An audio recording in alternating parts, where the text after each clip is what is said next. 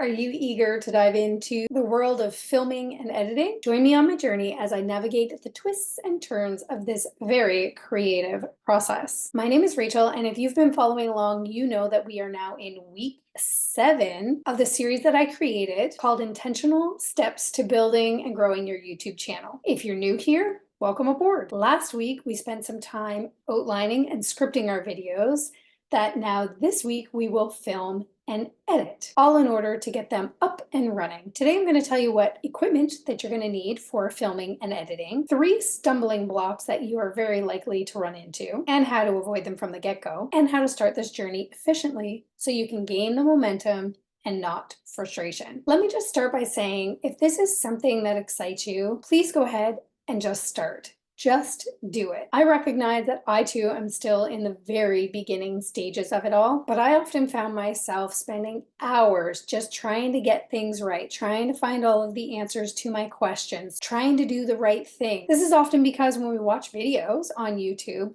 many of them are very polished. Many of them have what appears to already have gotten there, and they all look so perfectly done. But if you're not there, just start. Remember that the expert was once a beginner too. So when you start, you learn, you grow, you get better as time goes on. In order to get better and to get polished, you have to start somewhere. Don't let those roadblocks be the reason that you stall. Just get started, and it's so much easier to learn as you're in the middle of things. What equipment do you actually need to film and edit your YouTube videos? Well, the non-negotiables, obviously, are a device and software to edit. If you find yourself with only a computer and an internet connection, you're set. Open up Zoom if you're looking for low budget because it's free to set up a meeting. And then you can edit on DaVinci Resolve, you can edit on CapCut, or you can edit on iMovie if you have a Mac or an Apple. The reason I suggest those things, because they're all free. I'm sure that there are lots of free editing softwares out there, but of the ones that I have discovered and played around with so far, DaVinci Resolve is by far my favorite. If you prefer to film on your phone, you have a couple of options. You can edit straight on your phone. When I've recorded in the past on my phone, I use CapCut. There's CapCut for your phone, and then there's CapCut for the computer. I actually prefer CapCut on the phone, although I do not like editing on my phone. I find it's too small and it's not my personal favorite. I prefer to do my editing on the computer. But if you have a phone that you're recording from, you can either edit on your phone, or you can transfer that information over, transfer your videos over, and then do all of your editing on the computer. Up to you. Of course, there are other types of equipment that you can use for filming and editing, but you don't need them starting out. Keep an eye out for my next video where I'll walk you through these items. And of course, if you haven't subscribed yet, go ahead and do that right now so that you don't miss out on getting notified for that video. All right, let's talk about the 3 stumbling blocks that you might face just starting out and how you can get over those. Stumbling block 1, storage. When I first started out, all of my videos were on my phone. One day in the middle of a video, the video just stopped and I got a message that said I ran out of storage. I was frustrated. I sat there and tried to delete a bunch of pictures and really old videos to try to save myself some storage. Started videoing again, only to have the same message come up in the middle of the same video. Then I started recording on my computer, only to have the exact same problem happen. So how did I avoid it? Well, I did 2 things. First, I purchased an external drive. I'll put the link in the description. I can't remember how much it costs, but I do know that it holds a terabyte, so it will hold me over for now. The other thing that I did though is I spent an entire day cleaning up my phone storage and cleaning up my computer storage. It's really important, if you can avoid this from the beginning, that you do so. And the reason is because when my phone stopped recording, I was frustrated. When I got that same message only a few days later on my computer, I was frustrated. And those little frustrations, those little stumbling blocks are often the reason that we halt when we get some good momentum. When something unexpected happens, it's a really good reason for our brains to just shut down and say, okay, forget it. I'm just going to push it off to the side. So if you know that ahead of time and you clean up your storage, or you buy external storage, or you buy cloud storage, whatever it is, so long as you know that you have storage in your back pocket, it's something that you can avoid feeling a frustration over. So it's worth it. Now, of course, if you have a camera along with SD cards, the beauty of that is that you can purchase SD cards and you'll always have that external storage. But of course, if you're working on your phone or a computer, some other external storage or cloud storage is probably going to be your best friend. Stumbling block 2 is choosing the right editor. As I mentioned, when I created videos on my phone, I used the CapCut app as an editor, and I did enjoy it, but I found that it took me way longer than I wanted it to. The phone frame is just so small that it's easy to tap something that you didn't mean to tap, and it just takes a lot longer. And so that was frustrating. However, when I started videoing on the computer, using the CapCut editor on the computer was not as user friendly as on the phone.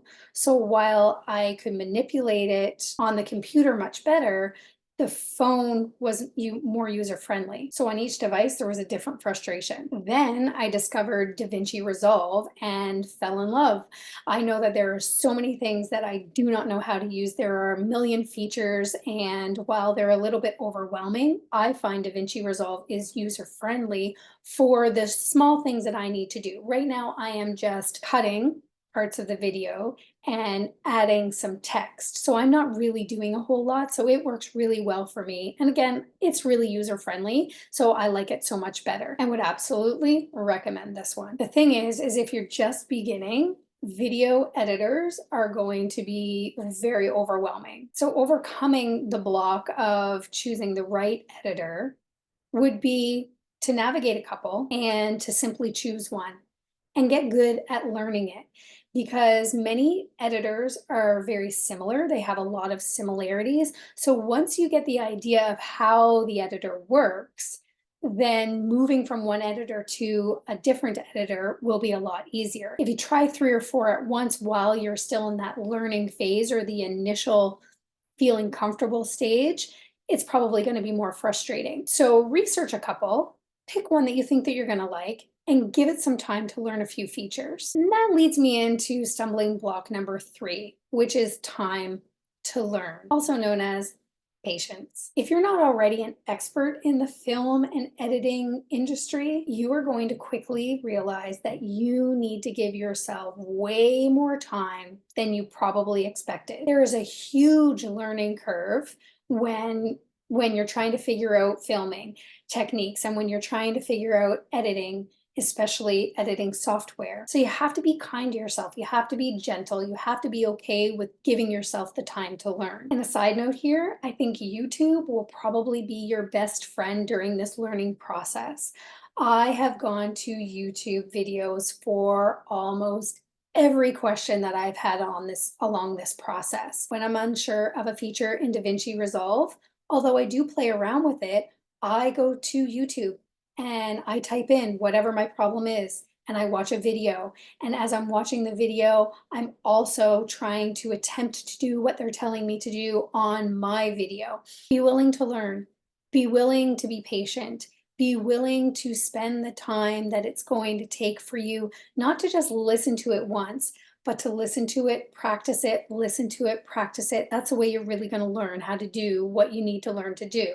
And in this case, we're talking filming and editing. I think that the 2 most important things during this particular process of the journey is this: show up for yourself in some way every day to develop that routine or consistency, and be willing to take the time needed to learn. As I mentioned, the learning process is slow, but once you start picking up one little skill after another, it begins to become second nature and habitual. The problem is that most people give up before they actually give themselves a fair chance. Be kind and gentle to yourself, and in the end, the results will be worth it. All right, how can you be the most efficient possible when starting this filming and editing stage of your journey? Number 1, storage and space on the devices. I said it before, I'm going to say it again. If you want to be efficient, you need to figure out how you can stop foreseeable problems from happening before they happen. So giving yourself time to clear out storage on your phone or your computer, getting some extra cloud storage, or purchasing an external drive. Number 2, organize your videos. Once you start filming, you're going to have raw videos. You're going to have edited videos.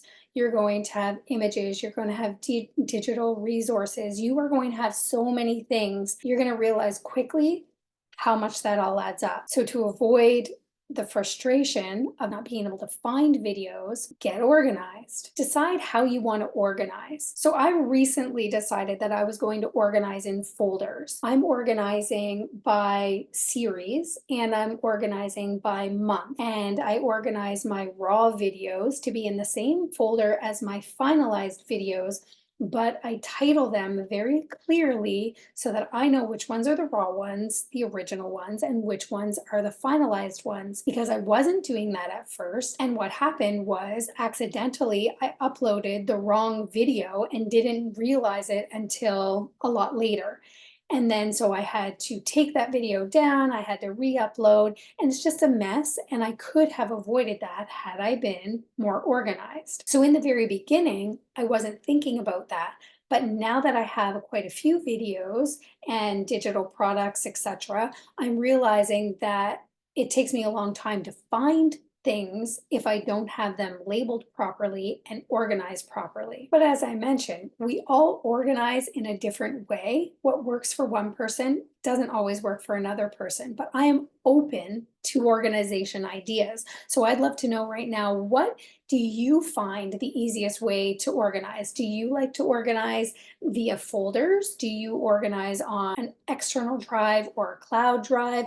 Do you put everything together by month? How do you organize your videos? Number 3 is patience. Once you have a disorganized headspace, you're going to start to lose steam and motivation. There's nothing better to cause a chaotic mind than facing obstacles and setbacks. And trust me, if you're just beginning the filming and editing process of this YouTube journey, you are going to face them head on. And there's a pretty good chance that that's going to create some frustration trickling on in if you haven't got there already. Although I do have a little bit of experience with editing, I never took a course or had anybody show me how. I've spent all of this editing journey learning on my own. It's been a really long process, but what I do every time is face the problem head on. So currently, I decided that I didn't want to create videos on Zoom anymore.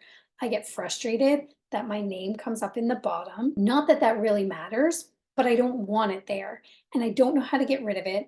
I have spent way too much time trying to figure it out. I've followed all of the suggestions about unchecking the box to not show the name. And as I see the Zoom screen come up, my name isn't there, but on the recorded output of the video, it's there every time and I can't get rid of it.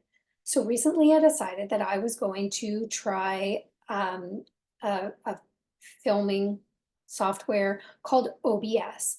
I've heard lots of great things about it. It's incredibly intimidating. And I spent a lot of time a month ago looking at it, and then I put it off to the side because it was very overwhelming. But I thought the other day, no, you know what? I'm going to come back to this. I'm in the filming and editing process or the filming and editing stage. So I'm going to go ahead and I'm going to try OBS. So I did. And I filmed this entire video on OBS. I used an external mic because the feedback was so bad on the system mic, and that helped a little bit. Filmed the whole video. I put it into DaVinci Resolve, my editing software, only to realize that it was incredibly glitchy. I started editing it. I got about halfway through, and then I just got so frustrated because I didn't feel that the video had. I decided that what made the most sense was to scrap that video entirely and re-record. And as you probably noticed, I decided to re-record on Zoom. I have no idea what the problem was with OBS. I have a feeling that maybe my computer can't handle OBS. My computer's pretty old.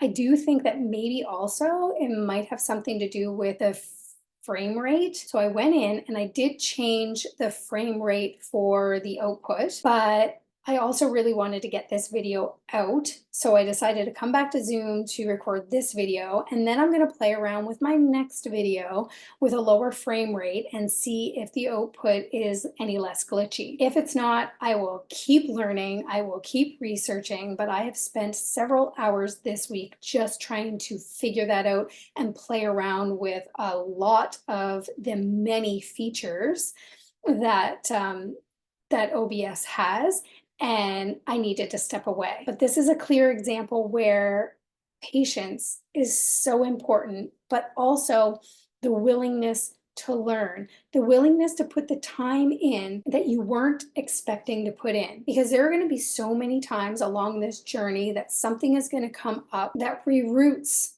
you on the path that you were planning on taking. And we just need to learn to embrace these things so that we don't give up, so that we don't just put things on the back burner. Seriously, be okay with watching tutorial after tutorial after tutorial.